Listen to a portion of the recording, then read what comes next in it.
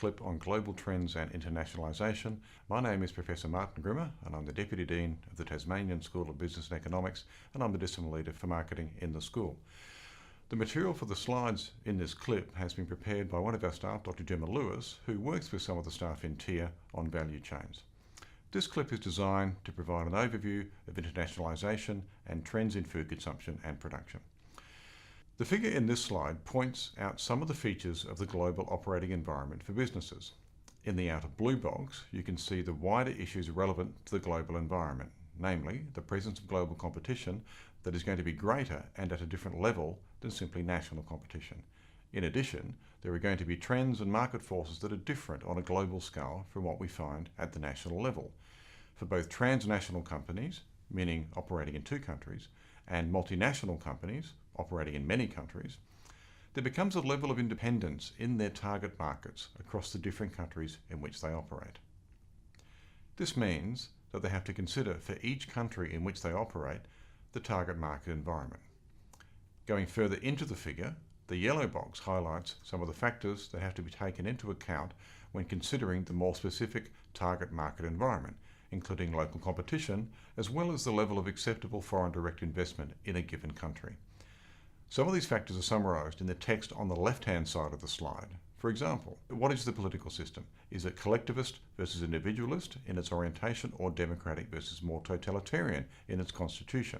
This will impact the level of state control versus the level of autonomy that businesses can operate under. Secondly, what is the economic system? Does the economy operate as a free market economy versus a mixed economy where there is a level of regulation, or as a state-directed economy in which there is a high degree of regulation? This will dictate to some extent the choice of country to enter into, as well as the level of profit that might be expected, as well as the degree of control the business can expect when operating in the country. 3. What are the property rights? For example, if a new technology is being employed in production, what is the level of IP protection that a business is afforded? 4. What is the level of regulation? There are many examples here, but product safety and liability regulations are perhaps the most important to consider in our context. This speaks to the level of risk exposure that a business might expect. 5th, what is the legal system? What is the level of contract law versus common law? The latter refers to law that is derived from custom and judicial or court-based precedent, versus than by statute developed by a parliament or whatever political body governs a country. Contract law, on the other hand, is the body of law that governs oral and written agreements concerned with the exchange of goods and services, money and properties. It includes issues such as the nature of contractual obligations. Clearly, it is important to be aware of the nature of the legal system you are likely to be operating in. 6th, culture, namely the norms and value system. Finally, you need to consider factors related to the culture of the country or countries you are operating in. This includes the language, religion, education system and level, as well as customs, particularly with regard to the business environment. This brings us to the final box in the diagram. In the centre, in green, that is the operating environment. This includes, firstly, the business culture, as just mentioned, what is normal and customary.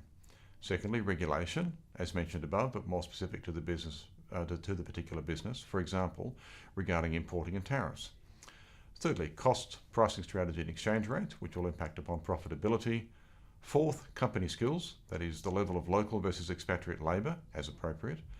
5th, ethics and social responsibility, consider local law and practice. 6th, first or late mover advantages, regarding what stage in the production life cycle you are entering a market.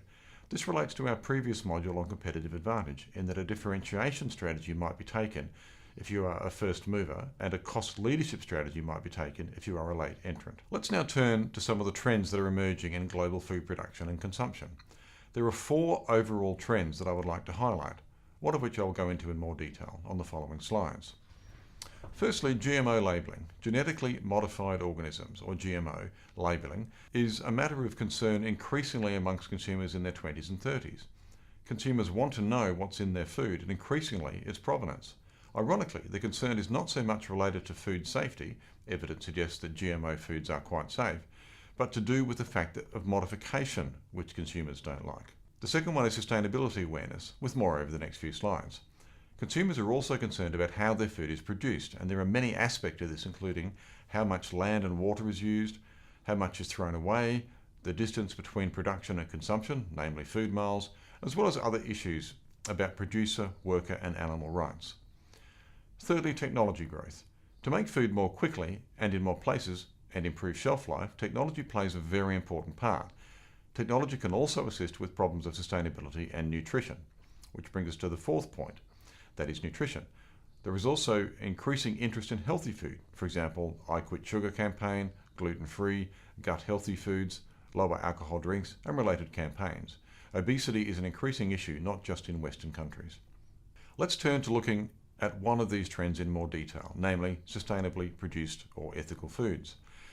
Global consumers today are more informed and aware of the impact of food production on our natural environment and the ethics of food production.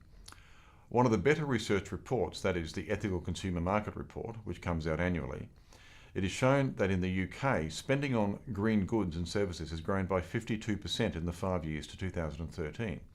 UK ethical markets were worth £54 billion in 2013 versus £35.5 billion 5 years earlier, and this is indeed greater than for alcohol and tobacco. Similarly, interest in organic and free-range food continues to rise, although fair trade has receded a little, perhaps due to the range of other entrants into the market. This interest in sustainability coincides with the growing buy local movement, which is a matter of serious consideration when attempting to enter an international market. If working in a global environment, there will be consumers who will always shop on price, and this is their primary consideration. However, there is a growing group also concerned about how a business reduces food miles.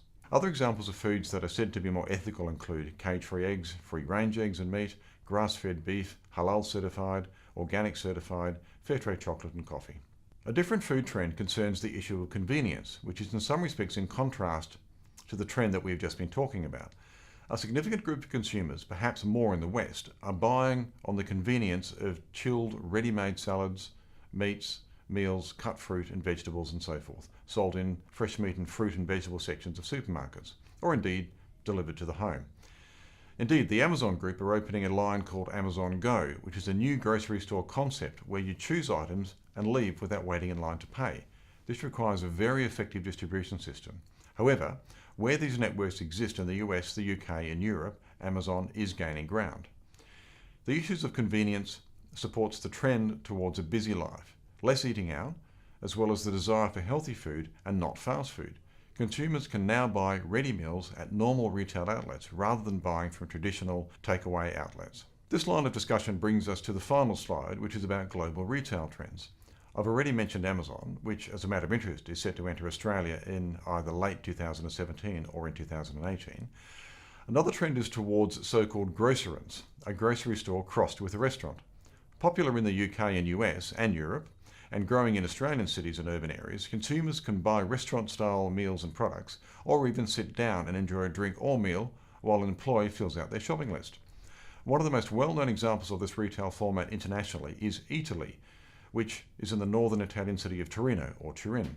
Eataly is linked with the slow food movement, headquartered in a nearby town, and promotes the sale of food that is good, clean and fair. In Eataly, which is a diverse food emporium, there are approximately 8 individual restaurants specialising, for example, in pasta, fish, meat, truffles, vegetarian cuisine, wine and beer. This trend is then linked with the increase in the number of farmers markets and specialty fruit and vegetable stores, as where consumers can buy food that is of high quality and as close to the place of production as possible. So as you can see, there are a range of global trends that are impacting on how consumers eat and buy fresh food. Many thanks for listening to this clip.